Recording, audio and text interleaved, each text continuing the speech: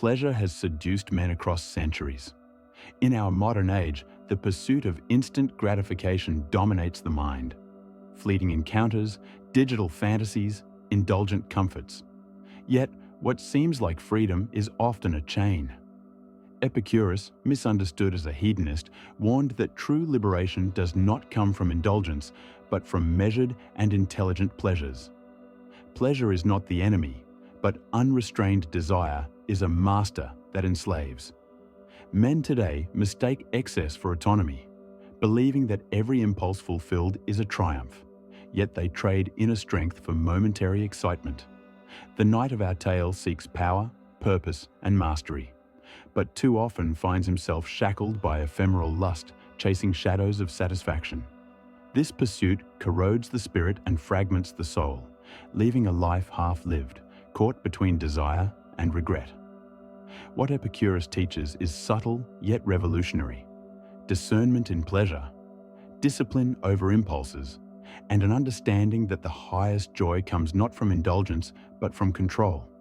This is the path of the modern man who dares to reclaim his freedom. In this video, we will uncover how the very pleasures celebrated by society can imprison a man, why the illusions of modern sexuality weaken his spirit, and how embracing Epicurus's philosophy can lead to clarity, strength, and true freedom. By the end, the question remains: are you a man who serves your pleasures or one who masters them? The journey is not easy, for every choice tempts with comfort and instant reward, yet the reward of mastery is far greater than any fleeting thrill. Let us explore the chains that bind and the wisdom that can break them. The modern man often confuses indulgence with freedom. He believes that the instant satisfaction of desire, be it through casual encounters, endless digital distractions, or material comforts, is a declaration of autonomy. Yet, each fleeting pleasure tightens invisible chains around the soul. Epicurus teaches that pleasure is natural, but unbridled pursuit becomes a prison. The knight, trained in discipline and honor, contrasts sharply with this enslaved man. For the knight's strength lies in restraint, purpose, and foresight. Every act of indulgence without reflection weakens his resolve, scattering his energy and blurring his vision. Men are caught in cycles of craving and regret, thinking that every new conquest or indulgence is liberation, while in truth, it is submission. The mind and body become tethered to impulses, and the very pleasures that promise escape become instruments of control. Epicurus's insight pierces through this illusion. The truest joy is not found in excess, but in temperance, in knowing which pleasures elevate the soul and which diminish it. The modern world glorifies immediacy, urging men to chase desire without understanding consequence. But history and philosophy remind us that mastery over oneself is the greatest reward. The knight's journey, though outwardly bound to duty and challenge, mirrors the inner battle: restraint in the face of temptation, clarity of purpose, and the courage to refuse what harms long-term growth. Each man must confront this reality. Without discipline, without measured pleasure, without recognition of the difference between fleeting delight and enduring fulfillment, one is bound, a prisoner of his own cravings. Pleasure, misapplied, is a cunning jailer, crafting invisible walls that confine, distract, and corrupt. To break free, the modern man must study his impulses as a knight studies the battlefield, anticipating ambushes, recognizing false rewards, and prioritizing enduring strength over ephemeral indulgence. In this struggle, Epicurus becomes a guide, revealing that the path to true freedom is subtle, requiring awareness, reflection, and courage. The chains are not visible, yet they are real, and only those willing to examine the nature of their desires can begin to dismantle them. Men today often boast of sexual freedom, believing that multiple encounters, casual relationships, or digital gratification define liberation. Yet Epicurus warns that misused pleasure enslaves rather than frees. The modern knight, untrained in discipline of the spirit, mistakes conquest for strength, desire for mastery. Every encounter leaves a residue of distraction, anxiety, or emptiness, chaining the mind to fleeting lust. True freedom is not the absence of restraint, but the presence of wisdom, the ability to choose what elevates rather than diminishes. Sexuality, like fire, is powerful. It can warm and illuminate, but left untamed, it burns indiscriminately, consuming purpose, focus, and clarity.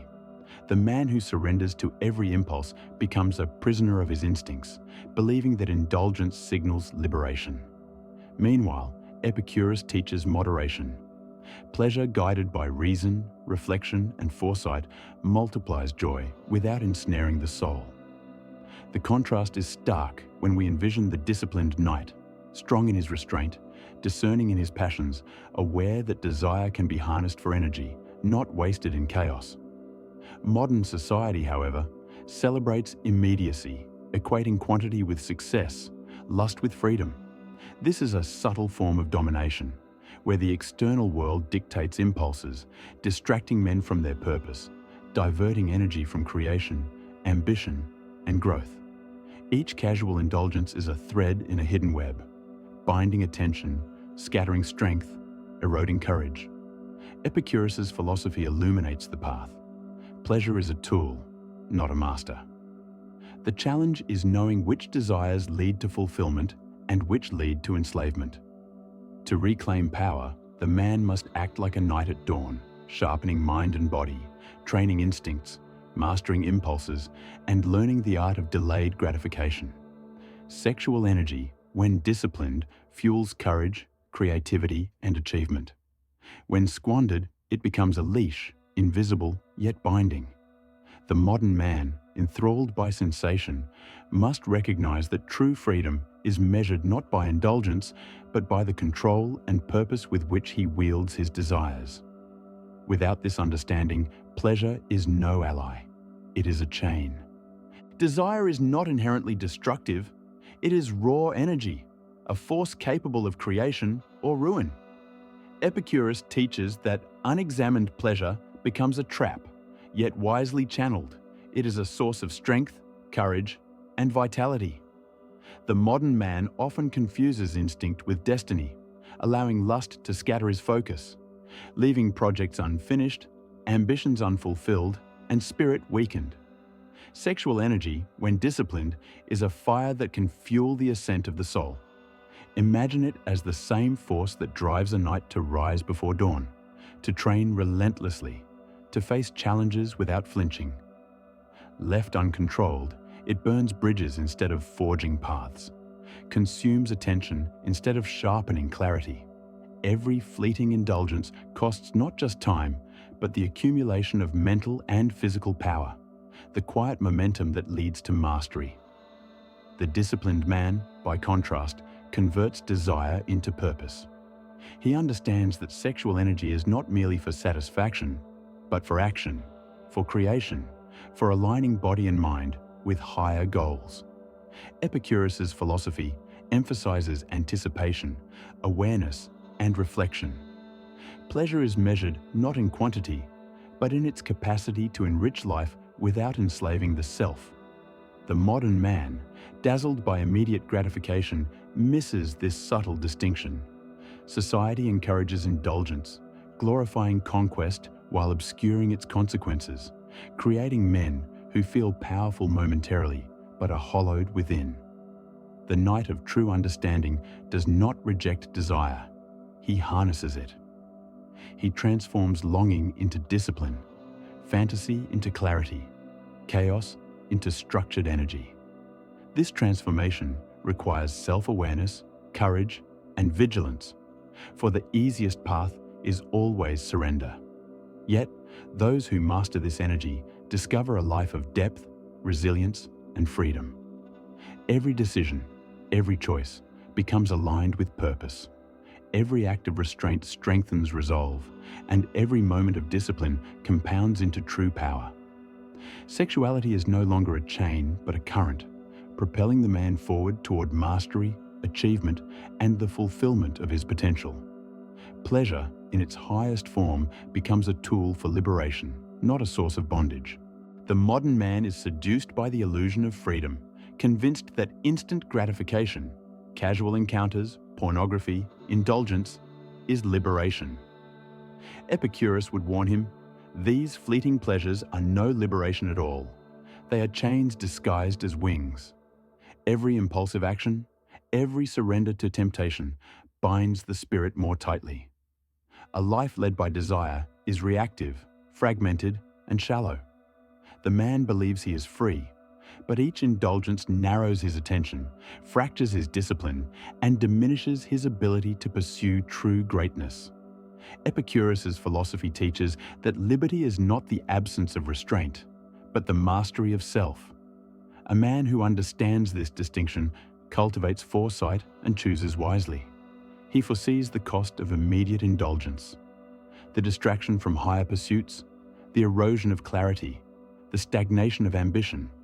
Pleasure becomes the master, not the servant. In a medieval context, consider the knight who pursues every fleeting thrill. He never completes the quest, never builds the fortress of skill, never earns the respect of peers. By contrast, the disciplined knight channels desire into preparation, strategy, and purposeful action. His restraint does not make him cold. It sharpens him, energizes him, and aligns him with his higher goals. Sexuality and pleasure, when guided by reason, become allies in the pursuit of mastery rather than instruments of submission. Every choice to wait, to focus, to align action with intention reinforces freedom rather than diminishes it. Epicurus argued that intelligent pleasure is sustainable, considered, and enriching. Immediate gratification, on the other hand, is fleeting and deceptive. It offers the illusion of satisfaction while secretly eroding autonomy, creating men enslaved by impulses they mistake for liberty. The contrast is stark. One path leads to scattered life, weakened resolve, and shallow connections. The other, to disciplined power, lasting achievement, and the ability to enjoy pleasures without being consumed. The medieval knight, aware of this, understands that true mastery is not about indulgence, but about harmonizing body, mind, and desire. The same energy that can enslave can also elevate, if he chooses wisely, reflects deeply, and acts with purpose. Pleasure is not the enemy, it is the test. And in passing this test, the man discovers that freedom is not the absence of temptation, but the triumph over it. Chains break, and the path forward becomes clear, illuminated by self-mastery and disciplined desire. Desire, when understood and guided, is not an enemy, but a force of transformation. Epicurus teaches that the body and the soul can experience pleasure without being enslaved, if the mind governs the pursuit. The man who masters this principle does not chase every fleeting sensation. Instead, he channels his energies toward lasting fulfillment. Consider the medieval knight. Desire courses through him as blood courses through veins. It can drive him to reckless indulgence, or it can become a disciplined fire that forges strength, courage, and wisdom. Each temptation becomes a test, each moment of restraint a deliberate step toward mastery. The modern man, blinded by instant gratification, often confuses the consumption of pleasure with genuine liberation. He falls into the trap of believing that satisfaction is found in immediate gratification, yet the very act of surrender weakens his resolve, clouds his judgment, and diffuses his energy. Epicurus would argue that true pleasure is experienced through clarity, foresight, and balance. By resisting short-term impulses, the man cultivates an inner strength that outlasts any momentary thrill. In a medieval context, the knight who respects his own limits does not deny himself. He elevates himself. Sexuality, when approached with mindfulness, becomes a force of personal empowerment, reinforcing self-discipline and purpose. Each disciplined choice refines character, sharpens focus, and channels energy into productive action. The pleasure seeker, who indulges blindly, is trapped in a cycle of dependency, where every new sensation is fleeting and unsatisfying, leaving a growing emptiness behind. The disciplined knight, by contrast, understands that desire is fuel, not chains. He harnesses its power, directing it toward mastery of his craft, conquest of fear, and pursuit of honor. Epicurus's wisdom lies in understanding that restraint amplifies pleasure. The longer one waits, the sharper and more meaningful the satisfaction. The challenge, then, is not to suppress desire, but to guide it. In doing so, the man discovers a paradox. The more he masters himself, the more freely he can enjoy the world's pleasures. The fire of desire, once tamed, illuminates paths that were previously obscured, empowering the mind, body, and spirit. Pleasure ceases to be a distraction and becomes a compass, pointing toward lasting fulfillment and strength. Freedom, Epicurus insists, is found not in indulgence but in conscious control. The modern man who embraces this truth steps beyond chains, transcends fleeting impulses, and begins a disciplined ascent toward a life of authentic power, clarity, and profound satisfaction. The knight who masters this principle becomes a force in his own right, capable of turning every desire into a step toward greatness. In the end, the man who understands Epicurus's teachings rises above the illusions of immediate gratification. He sees that pleasure, when pursued without wisdom, is a prison. When pursued with discipline, it becomes liberation. The modern world tempts men with endless distractions, casual encounters, indulgent fantasies, and the illusion of freedom through unrestrained desire. Each moment of surrender feels empowering, yet secretly erodes autonomy, scattering focus and weakening resolve. Epicurus teaches that the path to true pleasure is subtle and deliberate. It is the pleasure of balance, foresight, and self-command. The man who masters this principle channels desire as energy, as a driving force that fortifies courage, sharpens intellect, and elevates purpose. Like a knight standing before the gate of a formidable castle, he faces temptations and tests, yet each challenge becomes a proving ground. Each restraint is not a denial, but a choice, a conscious act that strengthens character and magnifies future satisfaction. Sexuality, then, is no longer a fleeting indulgence, but a source of empowerment, a tool to harmonize mind and body, to focus energy toward meaningful goals, and to reinforce the virtues of patience, courage, and clarity.